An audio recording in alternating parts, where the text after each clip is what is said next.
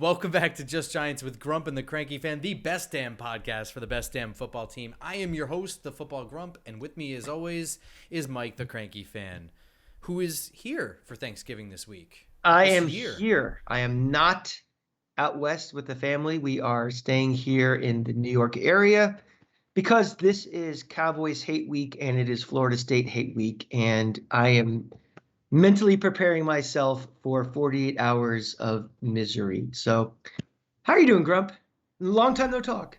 Yeah, I mean, back-to-back days. I feel like I saw you Sunday. We did an episode yesterday, and we're doing an episode today. And Oh, for God's sakes. probably going to be texting during the game. So here's the question. So you're usually on vacation or like in Hawaii or something for Thanksgiving. Yes, You'll be home for this one in the home area with family. that's correct. So, what are you going to be eating? What is your Thanksgiving delight? This is usually we're visiting the family somewhere, and it's usually at a restaurant. So it's like, a buffet for turkey, and it's great being with the family always, but it's not doesn't feel like Thanksgiving. I mean, this year we're going to one of our Grump and I's cousin's house. We're gonna have all the traditionals: turkey, stuffing, what's that red stuff? Cranberry sauce, Cranberry sauce. gravy. I think there's a pasta course.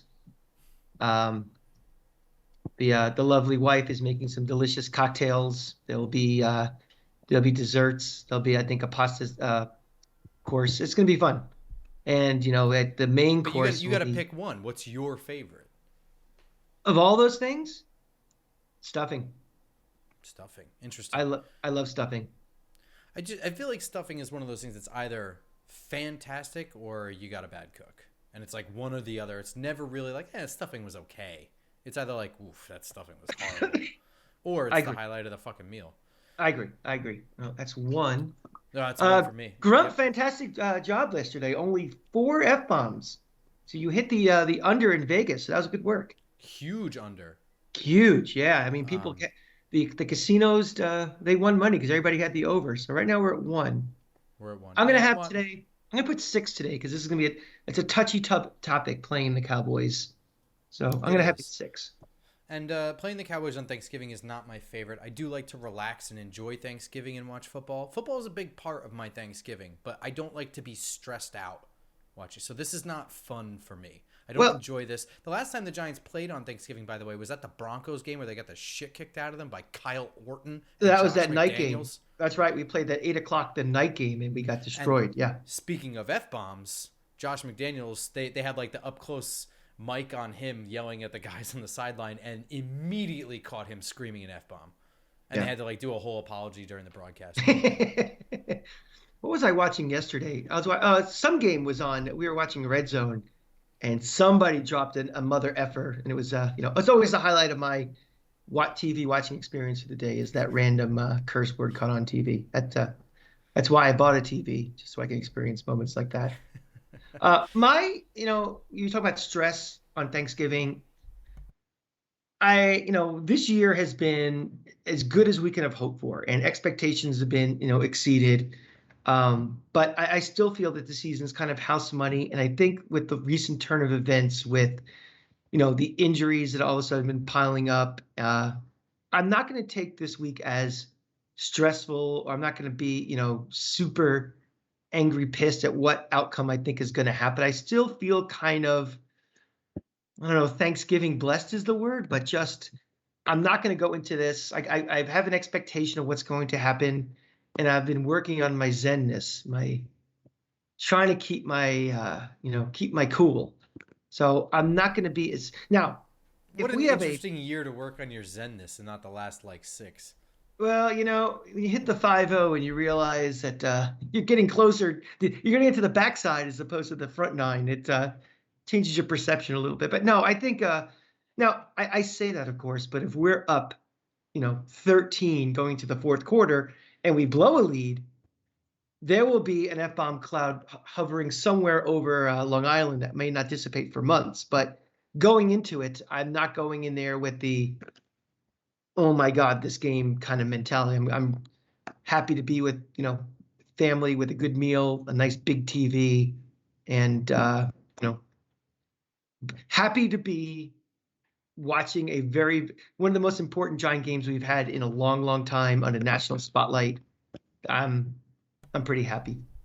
Yeah, I guess I can understand that. I think at this point, like if we're gonna get into this game, we're gonna talk about the game, but I guess essentially this is one of those games where it's like I don't really expect a whole lot from this game. I didn't come into this season expecting a whole lot. So like you said, house money. So I am more likely than not going to be less stressed out during this game than I was during the Lions game, where I was getting really mad. Yeah. But that being said, and this is going to tie into we're gonna start talking about real stuff now.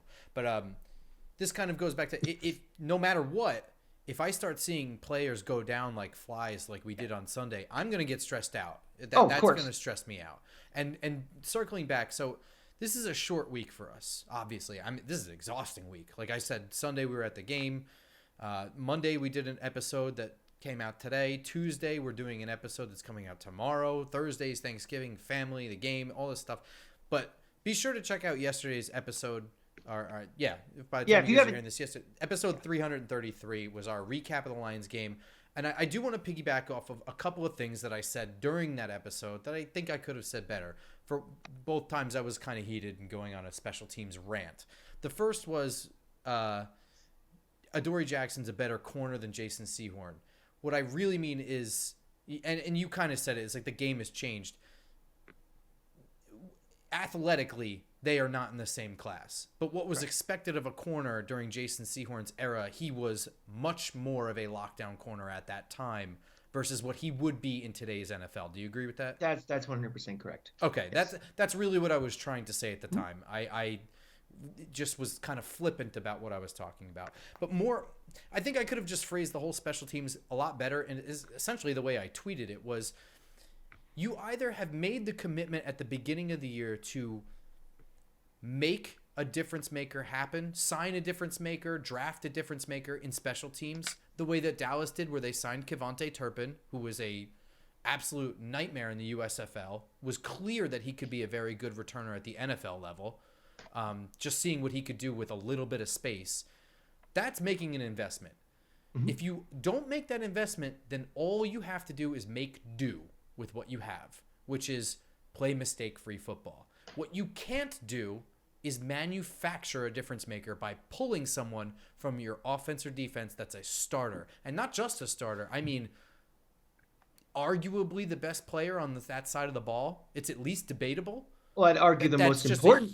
I'd argue the most important person based on the depth issues we have back there. And I think we highlighted him as one that could be a season ender if we lost him, right? Absolutely. So, I mean, that's what you can't do, and that's what they did. So that's why I criticized the decision. That's kind of what I was trying to phrase, but it was, veins were popping, and it was. Yeah, and you made the point also about, well, he was a punt returner, a kick returner in college, but it's like, something. You can get away with being a multi-positional guy in college because these guys are such, physically dominating over other players. When you get to the NFL, especially when you haven't done it in a while, it's kind of like, well, Kadarius Toney was a quarterback in high school. I mean, he could still do it now if he had to. It's like, no. Just because you did it in the past, that's over, especially in a specialized league such as this. So, yeah, I think the point I was making is that they were absolutely picking him because he was good in college at that. Right. They didn't pick a guy that was the most sure-handed. They picked the most electric guy they had. That's what I was saying. Yeah. Not you're 100% right. And yeah. And we were saying last year, or at least I was, is like Dante Pettis was like insane as a punt and kick returner in the Pac-12 during his time. I think he holds records, and we never used him back there. That's more to your point. Like, being electrifying in college is not really, especially the Pac-12. Like, I mean, at that point, you might just be the most athletically gifted guy. We had a guy on this roster, going back to Kadarius Toney again, who returned punts for Florida and was electric. Go on YouTube and look at his punt return. I think it was against Kentucky last year. 2 years ago. 2 years ago, which was, oh my God. And, he never returned punts for us. So, I mean, it's college to pros is a big jump, and you have specific responsibilities when you get to the NFL. So, I believe he has a hamstring injury right now. Believe it or not. That is an evergreen comment. I believe it's a real comment. It is. He left the game with a hamstring. So, Um, Happens. so Thursday, Thanksgiving Day, 4:25, Giants are going to AT&T Stadium in Dallas to face the Cowboys in what is now being dubbed the Odell Beckham Bowl, where essentially people seem to think that these two teams are competing and he's going to make some decision based on this game for It's some reason, which literally makes no sense on its own. that's literally as stupid as some recruit out there watching the Florida State game on Friday night and saying, "Well, whoever wins this game, I'm committing to because based on who won this game." No, not at all. Um, I'm not saying that the chance the Giants sign Odell Beckham is zero. I suppose that there is a non-zero chance that he signs here. And if that happens, I will be elated that they have some legitimate NFL talent at wide receiver. Arguably Pro Bowl talent, right? I mean, I don't really know because he has not played in about a year. So that's kind of important. But I guess what I'm not going to be is super duper excited to sign a guy that is 30 years old and has had 3 season-ending injuries to one leg, and not to mention has kind of pitched a fit enough to find his way getting tossed from 2 teams. One he was traded away from, the other he just kind of demanded a trade away from. Mm-hmm. It is indisputable that he has a track record of being a head coach and front office's headache. That is indisputable. There's no arguing that. There's no. John Mara absolutely had a problem with Odell Beckham doing some of the things that he did. Tom Coughlin absolutely had issues with things that he did. Right. I mean, those things are indisputable, right? So I have not been tripping over myself the way other Giants fans have, begging for him to come back. And quite frankly, I don't think that Joe Shane really cares because he's seeking a multi-year deal. Joe Shane is not seeking to get 1-year rentals either. I mean, he is clearly, when he traded away Kadarius Toney, is evidence more than anything that he is thinking about the long term and the future. So if he's 30 years old now with 3 season-ending injuries to his left leg, then 2 to 4 years, come on. I don't see Joe Shane buying into that. I just don't. Nope. Nope.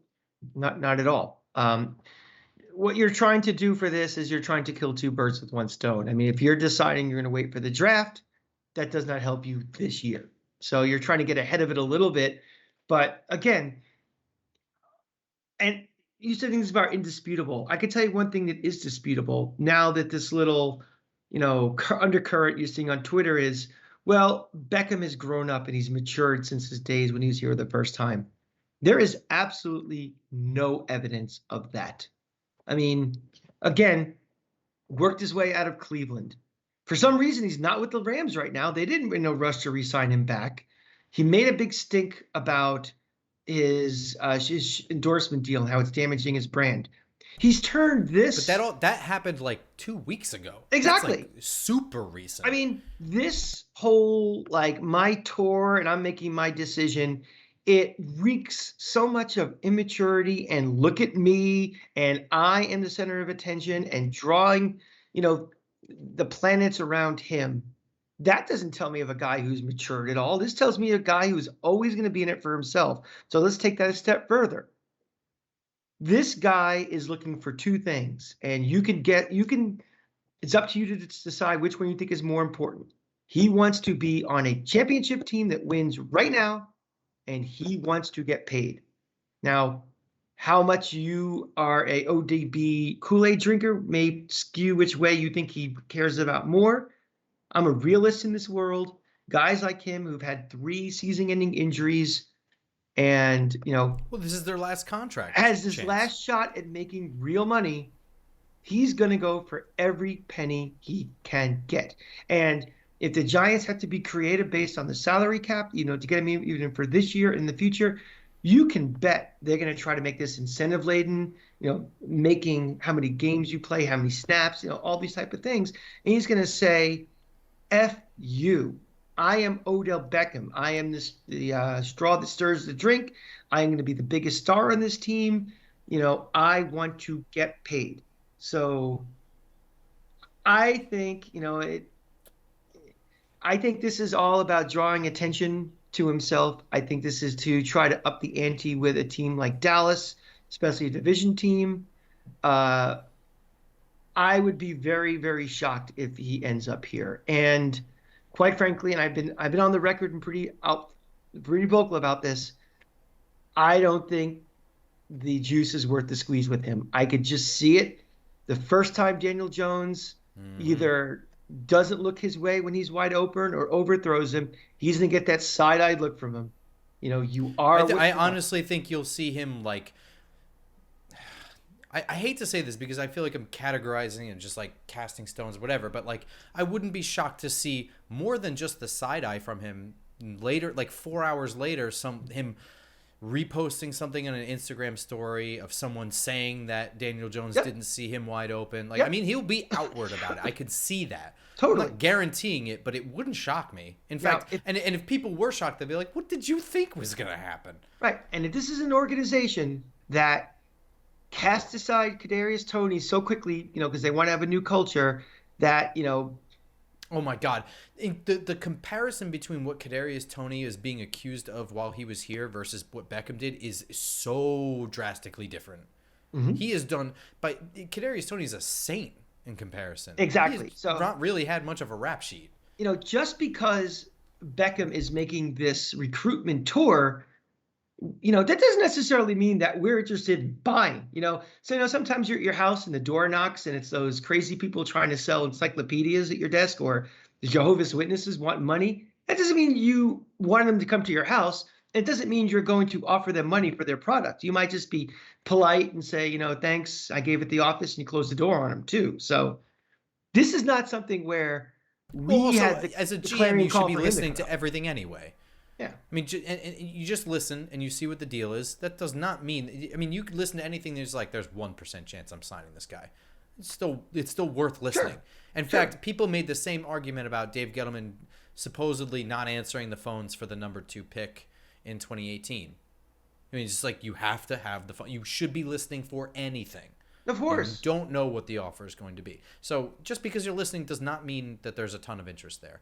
I'm redubbing this from the Beckham Bowl to the Eye Roll Bowl, because there was a 0% chance that he was going to make a decision based on the outcome of this game anyway. I mean, everything that we said is sort of sidebar to that.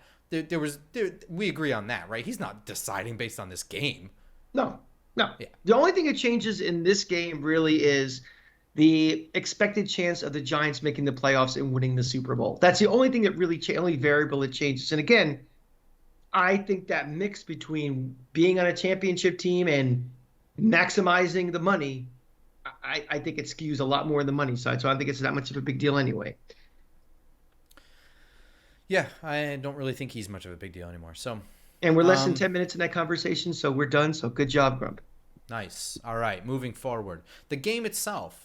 Man, this is a bummer, and so this is what's kind of annoying is like the injuries are hardcore, right? I mean, like, we obviously highlight the Wan'Dale Robinson one because he's done for the year with a torn ACL, and we have to start wondering about what capacity Wan'Dale's going to be in his second year.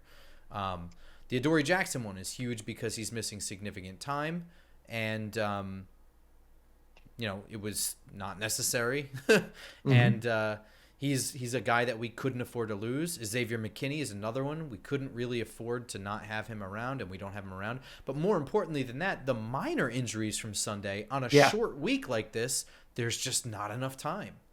They're not even going to have a practice going into this game. I I think they had a rest day, a regrouping day, a walkthrough day. Then, then they travel, and then they're traveling tomorrow on Wednesday, and Thursday they play. Yeah, this is brutal. This sucks. And to be fair, Dallas, other than the travel day, has a same condensed schedule, but it's not unbalanced towards us. I'm just saying it was such a shitty time to have a rash of injuries. Of course, literally the day before the week before a Thursday game, and there's no worse time really. Mm-hmm. I guess except before the Super Bowl. So just kind of going through it, I'm just gonna.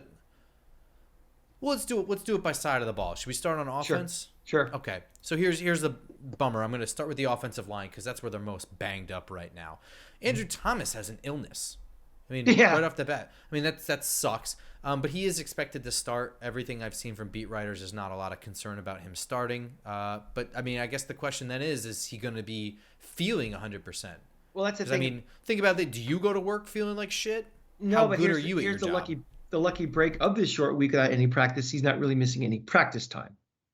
So, Yeah, I guess so. that's, I guess I'm trying to have a positive spin on this, but he's not going to have to either miss time or be not 100% and be weak in something. So you're better off just keeping on mothballs from now until Thursday and hope for the best. Yeah. Left guard remains a total mystery. The thought right now, I mean, and the thought, I mean, is like a shot in the dark by the beat writers. The only people that have access to this kind of like information and have like a reason to think things. But the thought is that it's going to be Josh Azudu. He's dealing with a neck. Shane Lemieux went right back to the injury report with the same toe injury. Also looked like absolute dog shit on Sunday. So Mhm. there's that as well. And Ben Bredesen is not eligible to return until next week. So it's kind of got to be somebody. That sucks. That's garbage. But the best case scenario at this point would be Azudu. So I guess that's what we're going to have to hope for. Center is odd. They're starting to look like it's going to be Nick Gates. John Feliciano also dealing with a neck injury.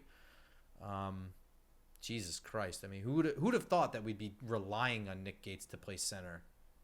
Yeah, I And mean, so we were just soon. happy. We were just happy he was just on the field. Like, and now all of a sudden he's being thrown into the fire. Um, right guard, there's some stability. Glowinski appears like he's going to play, obviously. I don't believe he's all that much banged up, which is what it is. He's also probably one of the worst guys on the line. And right tackle, there's kind of this big. I don't know if Matt Parrott has an injury. He's not on the injury report. Nobody seems to think that he's going to start. He's not on this Evan, list. I'm looking at the official injury report, and he's not listed. Doesn't say anything about limited participation. He's not didn't here. say anything about him being moved to a list either. I didn't see him moved He's to not on this IR for list. anything. No, no. Yeah, so I don't know why no one seems to think he's going to play. He hasn't obviously been very good his whole time here, but I didn't think he looked too bad on Sunday. Mhm. Granted, that was against the Lions. It's looking like Tyree Phillips is going to get the start. Evan Neal, I don't think, is quite ready. A lot of the people said if this were not a short week and they were playing on Sunday, there was probably a better shot Evan Neal would play. I suppose that's still in the air, right? It's Wednesday night right now, so we don't know. Or sorry, it's Tuesday Tuesday night. night. Correct. So, things can change tomorrow. We'll find out more when they board planes and that sort of thing. So, I'm looking at the Dallas injury report right now, and I see one, two, three, four, five people with illness and did not participate. I see Dante Fowler, Jonathan Hankins, Kelvin Joseph, Demarcus Lawrence. it's a lot of that defensive line room. I think a flu went around, Yeah, yeah. or Micah Parsons was sexually assaulting them all and spread it. Wow, that's a hot take. Oh, yeah, you know what I'm talking about, right? He had the hazing incident at Penn State where it was like Yeah. essentially sexual assault on another person. Um, that He was is a listed shitty as joke on my part. he was listed on Tuesday as limited participation with a knee and ankle Right. issue. Yeah. Um, yeah, I would say that they're a little messed up on the defensive line room, and that kind of goes into the way I'm looking at this from an offensive perspective.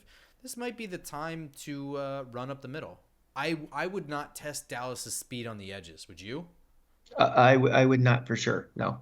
Yeah, and I know that I have harped on how this is not a power run team and running up the middle is not our best bet. With Nick Gates coming back, and I assume he's going to be picking up the playbook and being a lot more prepared. Obviously, I don't think he was really prepared to play center since he was a tight end last week. Maybe this is the week that we kind of get a little bit of headway running up the middle, is what I'm thinking. I stand by my RPO take. We're not running a lot of RPO. Maybe we never will, but I think that that's Yeah. going to be the way to kind of move things on this defense. My take for this game was, as people are, getting hurt, the Wendell Robinsons are no longer available and stuff. It's the two best, most talented players on this offense right now are Saquon Barkley and Daniel Jones. And I think the Yeah. ball needs to be in their hands the most as possible. I mean, I think if Saquon Barkley, we talked about it in yesterday's show. I don't understand why, if he's not involved at all in the passing game. He is such a dangerous weapon. And, if we try to run up the middle and it's not working yet again, we just don't take him off the field as, he's useless anymore. I think you have to get the ball in his hands somehow. And, little passes out to the flat, play action and, out to him. The RPO, absolutely. That's one way you can try to neutralize, that outside, the defensive ends they have is make them think, make them make a decision. And maybe Yeah, they I would even say pony up. Get Breida and Barkley in the backfield at the same time. Let them Mhm. both run routes. I Yeah. mean, not that Breida's great at being a hands catcher, but he's definitely fast in space, Yeah. and he can catch something in the flat. I think yesterday we kind of dispelled the myth that this team, while this is a run first, better running team, it's just not an impotent passing offense, but we're not winning this game if we have to throw the ball 40, 45 times and if we're behind and No. stuff. So it has to be a smart passing game. And again, we coined the phrase yesterday that it's effective, not explosive. It's okay. If we do some things like, passing out to Barkley, let him do his thing. Maybe one of those 4-yard bubble screens or something becomes 20 yards, or maybe brings it to the house. He's still Saquon Barkley out there in space and make a move or something. So, you know, I, I'd have it controlled, but I definitely think you try to get the ball into your best players' hands as much as possible. And that includes, Daniel Jones and not being afraid, to use his legs and run. So be it. This really kind of is, after last week, this game really can show you a direction of where we're going for the rest of the season. Even if we hang in this game, I think we're going to feel better about ourselves, the rest of the way. But if this is something where it gets out of control early, the coaches may have some different thoughts about how the rest of the season goes. Yeah, you're absolutely right, and I think a lot of that's going to come down to the defensive side of the ball. But before we flip to the defense, I do want to mention two things. Richie James is on the injury report, but it looks like he's going to play in Wan'Dale Robinson's spot and resume his punt return duties. But I just want your thoughts on this. Daniel Bellinger is from what I'm reading, more likely to be available next week. And He's out this week. He's officially out this week. He is out this week. That Yes. is true. But Yeah. it seems like he's likely next week, which is sooner than I thought. And I don't know. I want your thoughts on this. He's playing with a visor on his helmet, which he's probably going to do forever from now on. Mhm.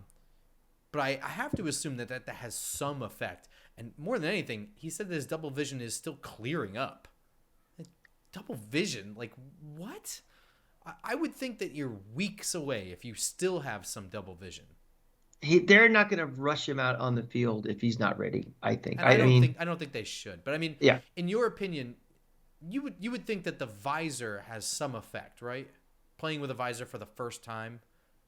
Yeah, I mean, if the decision is made, he has to wear it for the rest of his career. I mean, the rest of his career starts next week, and he just has to get used to playing with it. Yeah, but you'd think that would take time, right? I would think so.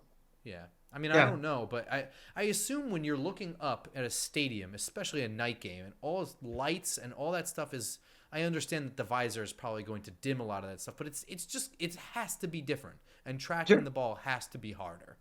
And you have to remember, the NFL is not you playing catch in the backyard. Like, I mean, every fraction of a second is scrutinized. So Mm-hmm. any delay in things like that is a bobble, and any bobble becomes an interception. You know what I mean? Like, Yeah. I have to think that he is still. I know the beat writers are saying it's likely that he'll be a week 13 guy. That would surprise me personally. I would think that there's more that needs to happen there. I would think, especially, he's a young guy. He's going to be a factor in this offense for years to come, especially in the position that's important in this offense. They're not going to rush him back I don't think, really under any circumstance. And when he's back, he'll be ready to play. And I think he's going to learn how to get used to dealing with the visor. I'm sure there's things he can do, be outside at night on a Wednesday night and, practice looking at lights. I don't know if MetLife is available to have the lights on. They can go out there and run around, or you could even go to a high school field as far as I'm Yeah. concerned. It really doesn't matter. You have to go somewhere where there's some level of element that's and also similar. who knows? I mean, us buying a visor at Modell's might be different than, the customized Official that Under these guys Armour. use, too. Yeah, exactly. Yeah. Mhm. Yeah, I don't know. Just a thought. I don't know. One other thing on the offensive side that I think as far as like a key to the game, you're going to need a lot of variety. Dan Quinn will hone in on whatever it is that you are making your bread and butter for the game. He's a very smart defensive coordinator with a lot of talent at his disposal. So you should keep variety. But I would like to see Daniel Jones in a traditional drop back to pass from time to time in this. I think if you're going to throw the ball, just doing constant rollouts. Remember, when you roll out, I understand that you're protecting Daniel Jones from a bad pocket. I understand that you're protecting him from pass rush from one side of the field, or maybe you're just – but you are cutting the field in half. Yep. So when the defense reads that play is absolutely dead. When you when you just drop back to pass, the whole field is your oyster. And something, the eye test to me tells me that even the pass blocking this year is not nearly as bad as it was last year. Where that pair looked way better than we have ever seen him on. Yeah, Sunday, right? I mean, last year was like, oh my God, it's a sieve. Like, and every play was, Ole and gang, 7 guys coming at the quarterback. I don't get that sense. I mean, it's not him. It's not good. It's not good. We're not saying it's good. It's not the worst thing we've ever seen anymore. So I don't think it necessitates having to preemptively roll out and do all these, preventive measures by the quarterback. I think you can hang in a little longer and do things. And to again, his credit, yeah, and also, Daniel Jones has been less of a mistake guy. I mean, we've seen him give up on plays and throw the ball away. We've seen him move around in the pocket to avoid things, and we've seen him get sacked multiple times without fumbling. And this is also not going to be a super vertical offense. It's not like he has to have a 7-step drop and wait for a guy to get open 40 yards and then throw bombs away. This is not what this offense is going to be the rest of the year. Now, if we sign Beckham, that might change later on in the year. But right now, this offense isn't equipped for that. You're going to see, again, that's why I'm advocating more Barkley into this passing game where, we're not going to be throwing 30 yards downfield, 20 yards downfield. So utilize your best guy and, have your receivers blocking downfield for him. Yeah, I would agree. On the flip side, this is where things get tricky. The Giants are hurt really badly in the secondary. Jackson's got that sprained MCL. He's likely out 5 to 6 weeks. Fabian Moreau is seeming doubtful with an oblique injury. So he did not participate today. Yes. Yeah. So at corner, it's looking like a combo of Darnay Holmes, Nick McLeod, Rodarius Williams, and Cordell Flott. Those are our likely 4 corners going up against, CeeDee Lamb.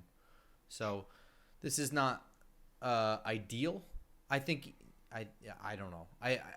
You add in the safety position with McKinney on the NFI list for at least 2 more weeks, likely more. Jason Pinnock, he seems okay following his jaw injury. Limited participation today. Pinnock. Yeah. I mean, it's a jaw injury. He got smacked around by Jalen Smith. He re-aggravated it, making a tackle later in the game.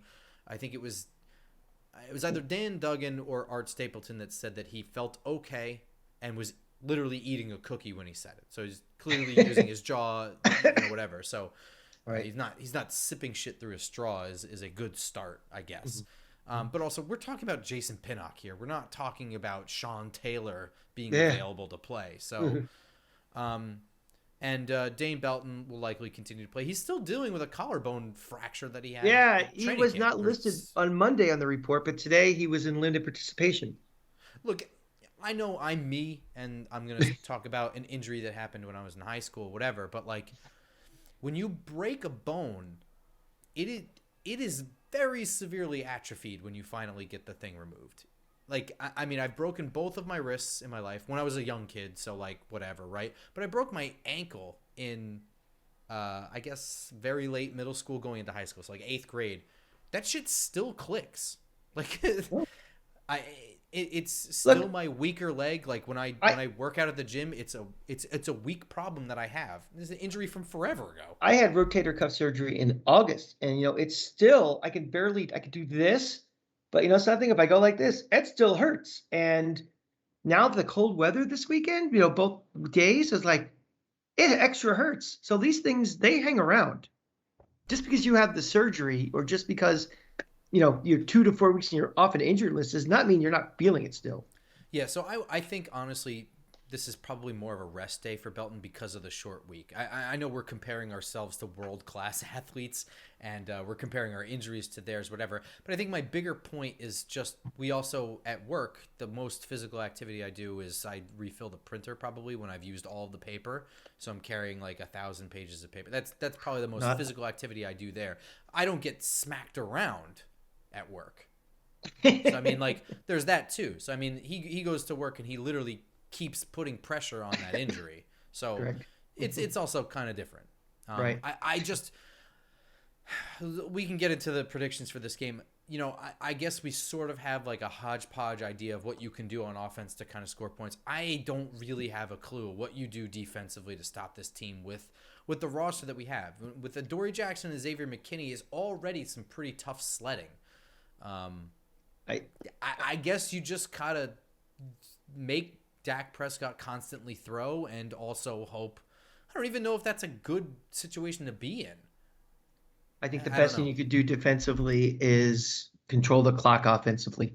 Honestly, it's sure. you know, I mean, like we that's said, that's best really. defense I mean, is a good offense. I really think that's our best hope for kind of slowing down their offense is that if this running game can work, if we can manufacture first downs, if we can have a short passing game by utilizing Barkley, in the flat, and if we can, Daniel Jones can be super smart with his legs and make the right decisions and tuck it in if he has to, if he sees a hole and gets 7 yards. In this game, getting 7 yards and moving sticks is just as important as gaining 30 yards.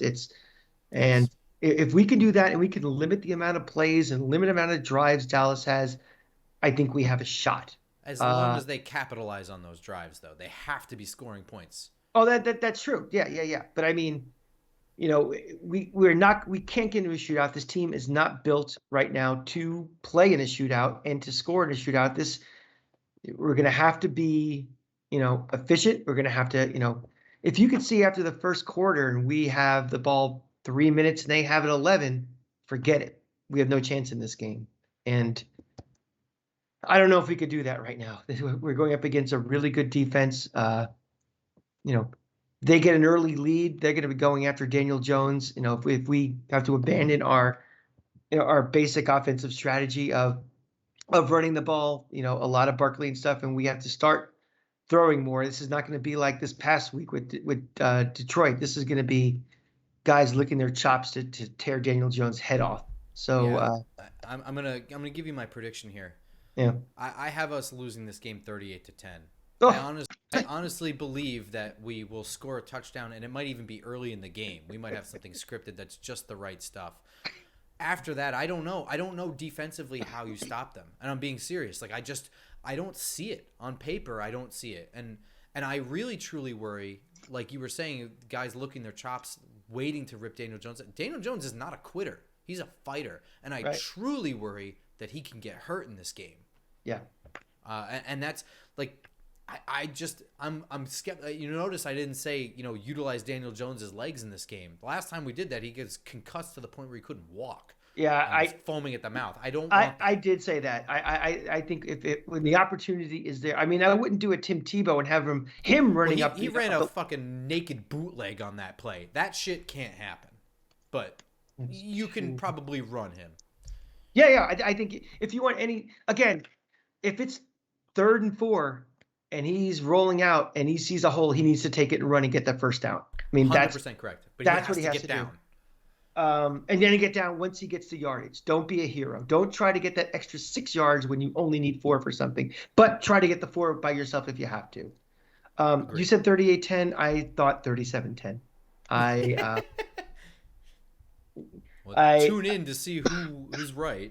Yeah, if there's a half a point and it splits the middle, so be it. But I see the similar scenario you did. I just think right now, if this game was played 5 weeks ago, might be a little different story. But they're getting healthy and they're starting to roll. I mean, I'm not discounting last week as a fluke. I think they I don't know how much you watched that Minnesota game. They dominated that game. They did. They also got their shit handed to them by Green Bay in overtime. That's true. So, I mean, I'm not saying that this is insurmountable or impossible. I'm just saying I don't see how it happens. Dallas, 1 week, just shit the bed against Green Bay. Green Bay. They Yes. just they lost that game. I don't think Green Bay really won. But then they came out and they just absolutely walloped Minnesota. Yeah. How the hell am I supposed to know which Dallas team? I think there's a good chance, and I think people are banking on that Dallas is just looking right past this game, and they have a bad track record on Thanksgiving, a completely useless stat. I mean, if I they're suppose looking there's past if they're looking past a team that they're what, 2 games ahead of, what, or tied, only the same record? it's Mike Ron, help McCarthy. me. What's that? It's Mike McCarthy. Yeah, what's their record? They're 7-3 as well. Yes, Yeah, but they already have the head-to-head lead on right. us. So But I mean, if you're looking past a team, you have the same record basically. That is right. That's Mike McCarthy foolish. I don't think they are. Let me ask you a question, Grump. Who has the competitive advantage or disadvantage of the fact that this game is being played on a Thursday? Because a lot of credit was given to our coaching staff. Early on in this year is like they've outcoached these teams, and that's kind of been the special sauce of why this team was winning early. Um, do you feel because there's less time to prepare, for either side, that hurts us more than it hurts Dallas? Or is it not really much of a factor? It's, um, let me try to ask the question again. Maybe I make more sense. no, I mean So, it makes sense. I'm honestly thinking. okay. So I'm weighing a bunch of factors here. I look at it and it's just like, well, I mean, do you even need to prepare as much when you have a roster that's just plainly better? I mean, and quite frankly, we've been saying for years, like, why isn't Dallas do better with the roster they have, right? Mm-hmm. And my sticking point's been Dak Prescott is maybe not as good as we thought, and I don't know what Mine's been bad coaches. yours been bad coaches. That's true. Yeah. So, I look at it from the standpoint of like, does Kellen Moore really need to dial up something insane on a short week to beat a defense that is missing? I mean, I just listed the fucking corners that we're going to be starting. They're one guy that we drafted in the third round and 3 guys most people have never heard of in the NFL anyway, not Giants fans. But Right. I just wonder if he needs to really dial up anything. I wonder if Dan Quinn has to worry really hard given the wide receivers on this roster. I think that, but to answer your question more directly, like who has the competitive advantage, just being on the short week, I guess, yeah, I would have to say them only because they have more to work with. Yeah. But I don't think that necessarily makes them smarter coaches or more Oh, prepared no, coaches not or at all. better. Not at all. Not at all. I think it's the opposite. I think it's because the fact that we have smarter coaches and they have schemed and game planned and decisioned this team into some wins where maybe the talent level wasn't equal to some of the teams that we beat. Like, even when we were healthy, I don't think, this talent, the roster on this team may not be the same as Baltimore or Tennessee, but we beat them. And a lot of that was attributed to this coaching staff has got this team ready to play and made smart decisions and game planned and schemed and everything. So we're losing that this week. So I think it's a major disadvantage. All right. That's depressing. Let's bring it around the division. I'm going to hit you with some optimistic thoughts. Washington is playing Atlanta. I know Washington has been playing better of late, but they are still playing Taylor Heineke. Atlanta's been playing pretty well lately as well. I mean, they're hanging around a little bit more than I realized until I kind of went back and looked at it. I think Atlanta might sneak this one. Washington is hosting. This is a Sunday game, by the way. They're also doing a Sean Taylor statue unveiling or some kind of Sean Taylor tribute. I think every time they try to honor Sean Taylor, they shit the bed.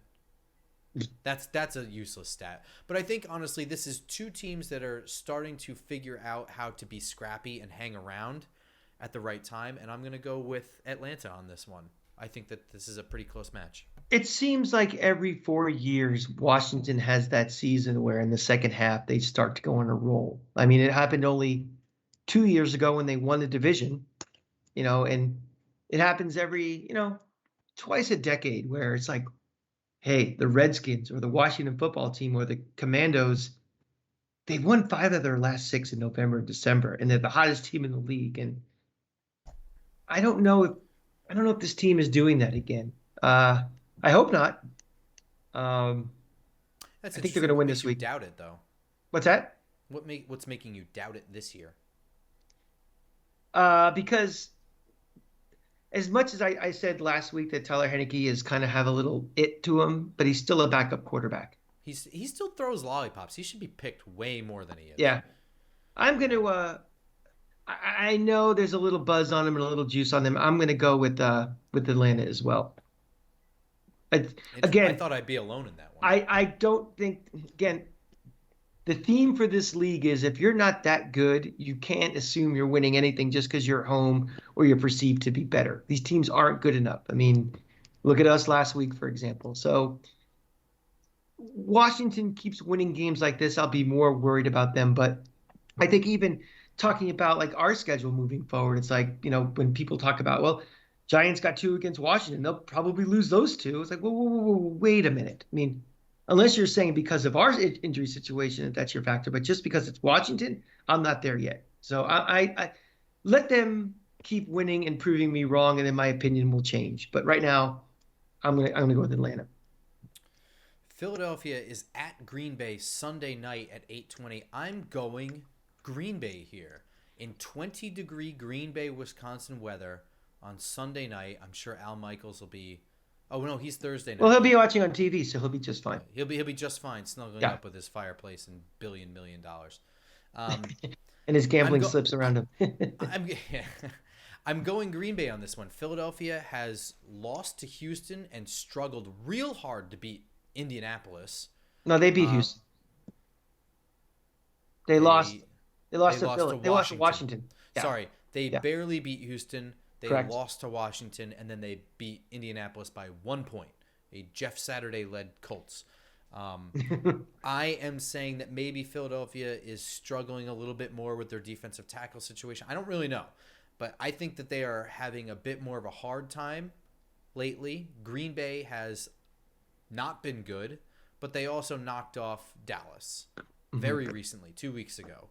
They get the advantage of playing at home on Sunday night in front of a pretty loud, wild crowd up there. I mean, it's probably one of the more passionate fan bases than the NFL. But let me give you a little secret. I was there in 2016 on a Sunday night game also, and there were a lot of Giant fans there. Yeah, the Giant fans do travel well, and they also are spread out around the country. Do Eagle fans really travel well? I don't know if they travel well, but Lambeau is one of those cathedral places. Like I gotta go to Wrigley.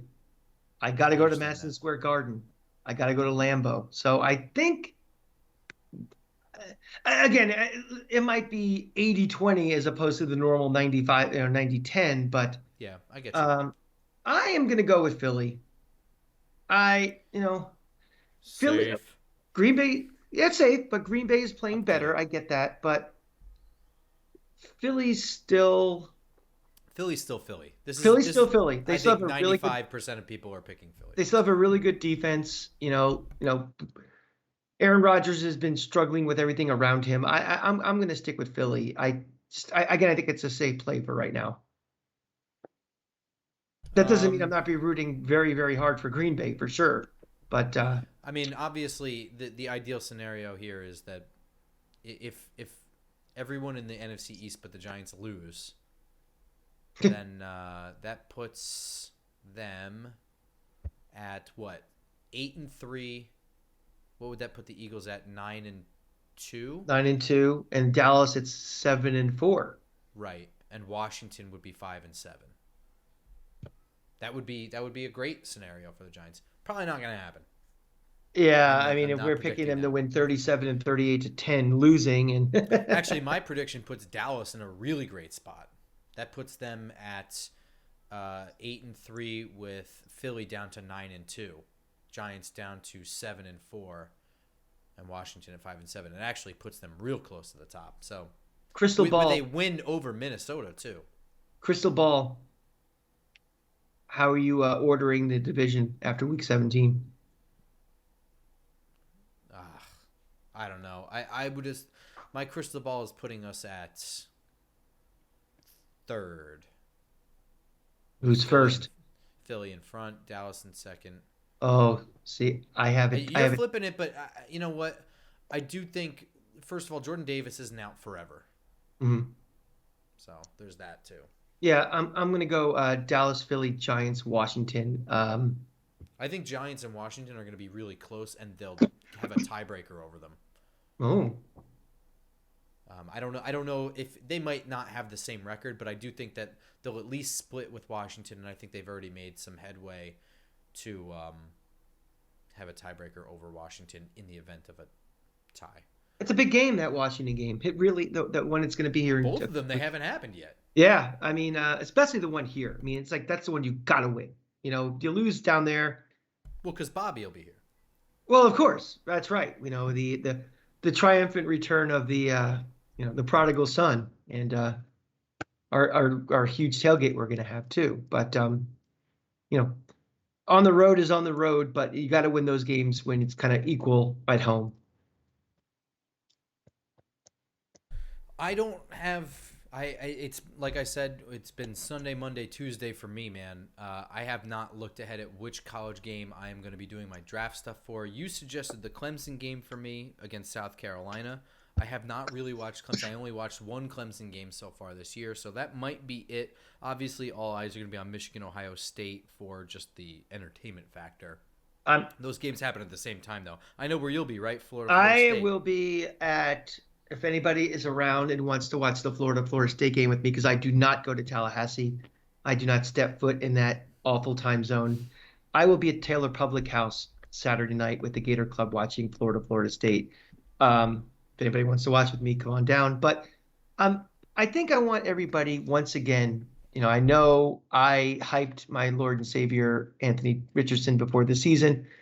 He has not had a very good year, but I want you all to watch the Florida State game and look at him again with an honest opinion, a fresh pair of eyes. Um, we all think he is going pro. And, if you look at his numbers, you're like, how the hell is this guy going to go? His completion percentage is not very good. He's had a couple of real stinkers this year where he's actually cost the Gators, wins and stuff. But the guy is still 6'4", 245, runs a 4.5, can truck people, an amazing athlete. So, I know what your perception was before the season started, what your perception might be now, but watch him again during this game against Florida State and tell me what you think. If you think this is a guy that would be better served coming back for a year, if you were a GM or more specifically Joe Shane, I'm not saying that we are drafting a quarterback in this draft, but would he be something that you could see the potential as an NFL quarterback, or is he just a bust? I'm curious what people think. So that'd be Well, my guess. If you want to watch, for a prospect this year, rewatch Anthony Richardson in this game, and let's see what happens. I just want to clarify. You think he's going pro this year? Yes. Interesting. I I mean, would have I thought that think, he played bad enough that he was not going to do that. oh, well, I mean, if it was just purely on how he played, I would think he would come back. I think it's in his best interest to come back. I really think that he is going to get grades and he's going to get people in his ear saying, you can go and you could be a first round pick. Now, remember, Mm-hmm.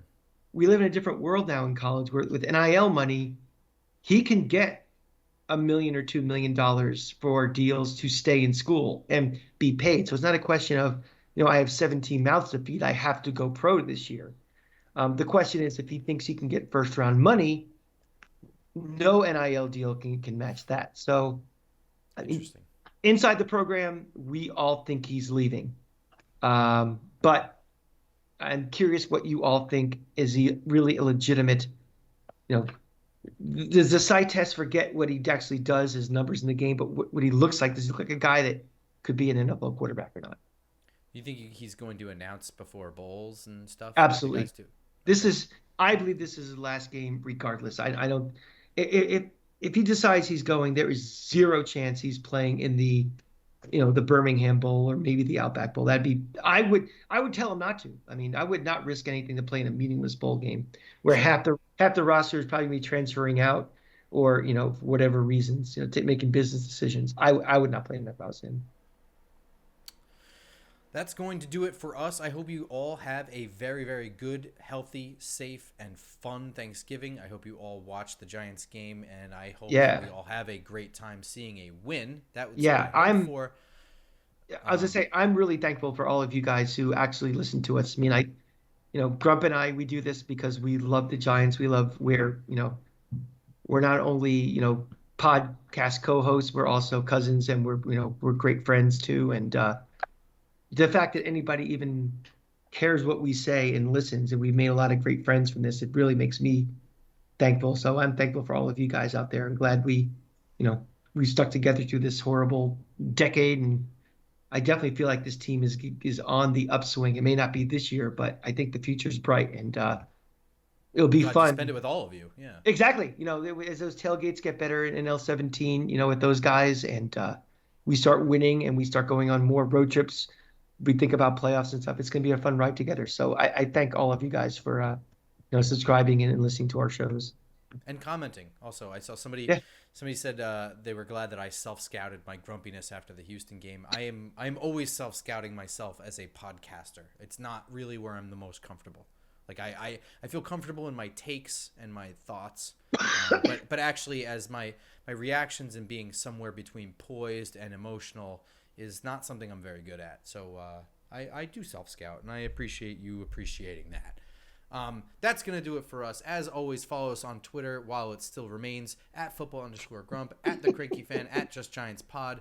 And please, please, please subscribe, view, tell your friends, like, comment on YouTube, where you can find all of our stuff and upcoming draft stuff. As this is coming to an end, I already have a huge catalog of stuff that I'm going to start working on and making video content. So best thing to do is to follow the YouTube channel and follow me on Twitter. Follow Cranky Fan on Twitter. But if you're more of an audio person, SoundCloud, iTunes, Google Play, etc. Available everywhere. So we will see you all on a wonderful Monday morning for our Monday or Tuesday? Tuesday morning. Tuesday morning. Maybe Monday morning. We'll see how frisky cool. we're feeling Sunday night. Follow us on Twitter. You'll find out. Yeah. Or just subscribe, and it'll just be there when it's we there. We have a Nick game Sunday night. Yeah, we can do it. Maybe Sunday night. We'll see how it goes. All right then.